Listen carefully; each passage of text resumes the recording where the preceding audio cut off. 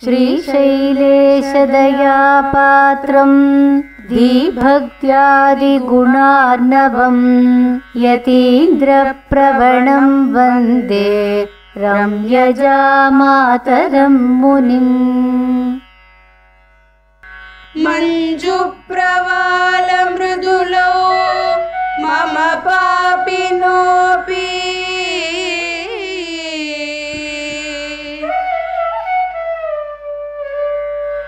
संसारसागर समुत्तरण प्रवीण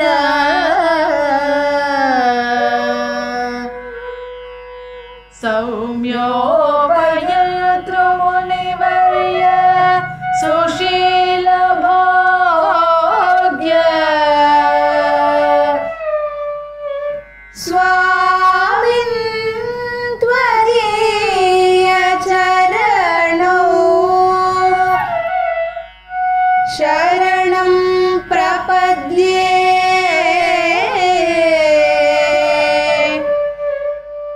स्वामिन् त्वदीय चरणौ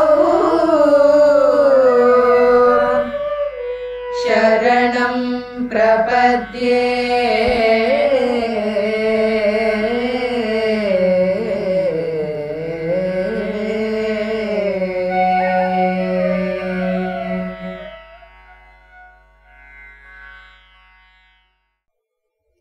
ஸ்ரீமதே ராமானுஜாய நமஹ.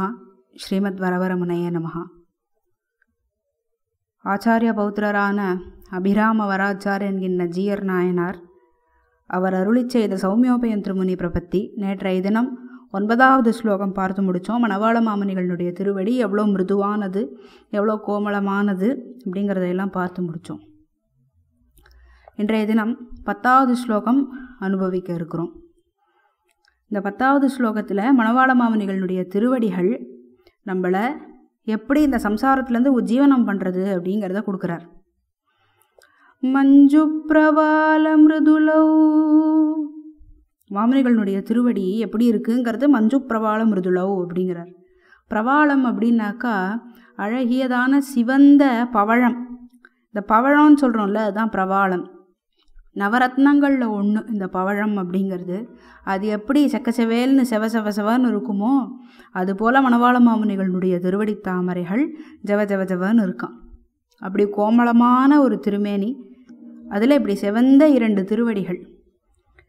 பிரதிவாதி பயங்கரமண்ணா கூட தன்னுடைய பாதாதிகேச மாலை, அதாவது மணவாள மாமுனிகள் விஷயமான அமலநாதிபிரான், அதில் முதல் பாசுரத்திலேயே இந்த விஷயத்தை தான் தெரிவிக்கிறார். போதச்சிவந்து பரிமளம் வீசி புதுக்கணித்த சீதக்கமலத்தை நீரேற ஓட்டிச் சிறந்து அடியேன் ஏதத்தை மாத்து மணவாள யோகி இனிமை தரும் பாதக்கமலங்கள் கண்டேன் எனக்கு பயமில்லையே.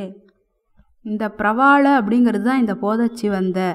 எப்படி பவழம் சிவந்த நிறத்தில் இருக்குமோ அது போன்ற அழகியதான மிருதுவான திருவடி. போன ஸ்லோகத்திலேயே இவர் ஆம்லான கோமல சுகந்தின்னு சொன்னார். அதுதான் இவர் பிரதிவாதி பயங்கரமண்ணா போதச்சிவந்து பரிமளம் வீசி அப்படிங்கிறார். இப்படி இவெல்லாம் சொன்னதை சொல்லும் ஏககண்டர்கள், ஆழ்வார்கள் தான் அப்படின்னு நம்ம நினச்சிட்டு இருக்கோம். ஆனால் வரவரமணி பிரித்தியர்கள் கூட அப்படி தான். அப்படி மணவாள மாமுனிகளுடைய 2 திருவடி தாமரைகள் போதச்சிவந்து பரிமளம் வீசக்கூடிய திருவடிகள்.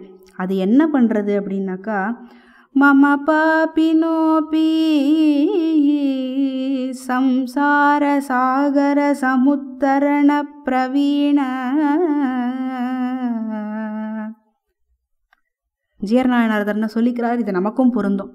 அடியனுடைய பாபம், மம பாபினோபி, என்னுடைய பாபம், புனரப்பி ஜனனம் புனரப்பி மரணம்னு இந்த பாபம் பண்ணி பண்ணி பண்ணி இந்த லோகத்தில் இப்படியே வந்து வாழ்ந்துட்டுருக்கேன். ஒரு பிறப்பு சாவுன்னு அதுக்கு நடுவில் வாழ்க்கைன்னு என்னத்தையோ ஒன்றத்தை வாழறோம் நம்மெல்லாம். ஆனால் இப்படி நம்ம பிறப்பு இறப்பு அதுக்கு நடுவில் இருக்கக்கூடிய இந்த சம்சார சாகரத்தில் வாழ்ந்துட்டு இருக்கக்கூடிய ஒரு வாழ்க்கை, இது எல்லாமே ஒழிஞ்சே போயிடுமா மணவாள மாமுனிகளுடைய திருவடியை நம்ம ஆசிரியச்சிட்டோம்னாக்கா. संसार सागर समुत्तरण प्रवीण. அதாவது சம்சார சாகரம்னு புரியுறது நமக்கு. சம்யக்கு உத்து தரணம் அதான் சமுத்தரணம். அதாவது சம்யக்குன்னா நன்றாகன்னு அர்த்தம். உத்து அப்படின்னாக்கா மேலே, உத்தரம் அப்படின்னு சொல்லுவோம் இல்லையா, மேலே. தரணம் அப்படின்னாக்கா நீச்சல். இப்படி நம்ம நீந்தின்னு இருக்கோம் இல்லையா சம்சார சாகரத்தில், நம்ம நீந்தவே வேண்டாதபடிக்கு மணவாள மாமுனிகள் சம்யக்கு உத்து நம்மளை அப்படியே கைப்பிடிச்சு மேலே தூக்கி விட்டுடுறாராம். நம்ம பாப்பத்திலேருந்து நம்ம இப்படி மாட்டின் முடிக்கிறோமே சம்சாரம்னு, அதுலேருந்தெல்லாம் நம்மளை மேலே தூக்கி கை தூக்கி விட்டுடுறார் மணவாள மாமுனிகள். சௌமியோபயந்த்ரு முனிவர்ய சுஷீல போக்ய.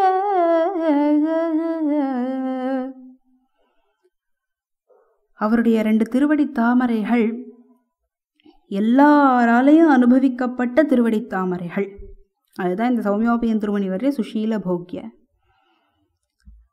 எறும்பியப்பா தன்னுடைய வரவர முனி சதகத்தில் சொல்கிறார், தர்ஷம் தர்ஷம் வரவர முனே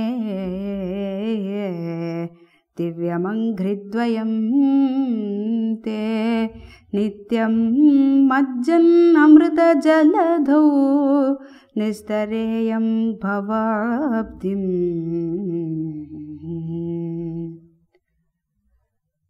வரவரமுனி சதகத்தில் 52வது ஸ்லோகத்தில் 2வது பாதம் இது. உம்முடைய திருவடி தாமரைகளை நான் தரிசனம் பண்ணிகிட்டே இருந்தேன்னாக்கா, தர்ஷம் தர்ஷம் வரவரமுனே திவ்யம் அங்கிரித்வயம் தே. திவ்யமான 2 திருவடி தாமரைகளை அடியேன் தரிசனம் பண்ணிகிட்டே இருக்கணும். அப்படி தரிசனம் பண்ணிகிட்டே இருந்து, அது எப்பேற்பட்ட அமிர்தம் என்னும் பெருங்கடல் உம்முடைய திருவடிங்கிறது. அந்த அமிர்தம் என்னும் கடலில் நான் மூழ்கி மூழ்கி நித்தியம் எழுந்துட்டேனாக்கா, நித்தியம் மஜ்ஜன் அமிர்த ஜலதௌ. அப்பேற்பட்ட அந்த உம்முடைய திருவடிங்கிற அமிர்தம், அந்த திருவடியில் நான் மூழ்கி மூழ்கி எழுந்துட்டேன்னா போருமே. நிஸ்தரேயம் பவாப்திம். பவாப்தி அப்படின்னாக்கா சம்சார சாகரம். பவம்னா சம்சாரம், அப்தின்னா கடல். சம்சார சாகரத்தை தாண்டியே தாண்டிடுவேனே அப்படின்னு எறும்பியப்பா கொடுக்குறார். ஏற்கனவே சொன்னோம், இவா எல்லாருமே சொன்னதை சொன்ன ஏககண்டர்கள் தான். அதை தான் இங்கே இவர் கொடுத்துருக்கார். அத்தனை பேராலேயும் திருவடி தொழப்பட்ட 2 திருவடிகள் மணவாள மாமுனிகளுடைய திருவடிகள். அவருடைய திருவடிகளை நம்ம பற்றிண்டோன்னாக்கா சம்சாரங்கிறதே நமக்கு இல்லாமல் போயிடும். அவர் நம்மளை கை தூக்கி மேலே கொண்டு போய் உடையவரனுடைய திருவடியில் போட்டுட போகிறார் மணவாள மாமுனிகள். அதனாலேயே அத்தனை பேரும் மணவாள மாமுனிகளுடைய திருவடிகளை கொண்டாடி இருக்கார்களாம். ஸ்வாமின் த்வதீய சரணோ சரணம் பிரபத்யே. அப்பேற்பட்ட சுவாமியாச்சே நீர். நான் இப்படியே ஸ்வம்முன்னு கிடக்கேன், என்ன நீர் தானே வந்து ஆட்கொண்டீர். சுவாமின், எனக்கு வேற ஒன்றும் தெரியாது. போன ஸ்லோகத்திலேயே அவர் சொன்னாரே, நீரே எனக்கு நாதன் அப்படிங்கிறத சொன்னாரே போன ஸ்லோகத்தில். அதுதான் இங்கே. எனக்கு எதுவுமே தெரியாது, நான் பாட்டுக்கு இட்ட வழக்கா அப்படியே இருந்துன்னு இருக்கேன். அடியேன் போல இருக்கக்கூடிய பாப்பிகளை கூட எங்கள் சம்சாரத்திலிருந்து நிவர்த்தி பண்ணி கரை சேர்த்து விடக்கூடிய சுவாமின்னு எப்பேற்பட்ட கிருபை உமக்கு. சுவாமின் த்வதீய சரணோ சரணம் பிரபத்யே. அப்பேற்பட்ட அந்த 2 திருவடி தாமரைகளை நம்ம திருவடி தொழலைன்னா அப்புறம் என்ன இருக்குது? அந்த மணவாள மாமுனிகளே கதியினெல்லாம் இருக்கணும். இப்பேற்பட்ட ஒரு மகத்துவமான ஆச்சாரியர் மணவாள மாமுனிகள் நம்மளை சம்சாரத்திலேருந்து நிவர்த்தி பண்ணி கை தூக்கி விட்டு மேலே தூக்கி விட்டுட்டு உடையவர் திருவடியில் கொண்டு போய் நம்மளை போட்டுட போகிறார். அவருடைய திருவடியே கதின்னு இருக்கிறது தான் நம் போல்வார்களுக்கு அழகு. அதுதான் இந்த ஸ்லோகம் சாராம்சமாக நமக்கு காமிச்சு கொடுக்கறது. மேற்கொண்டு நாளைய தினம் பலஸ்ருதி ஸ்லோகத்தை அனுபவிப்போம். ஆழ்வார் எம்பெருமானார் ஜீயர் திருவடிகளே சரணம்.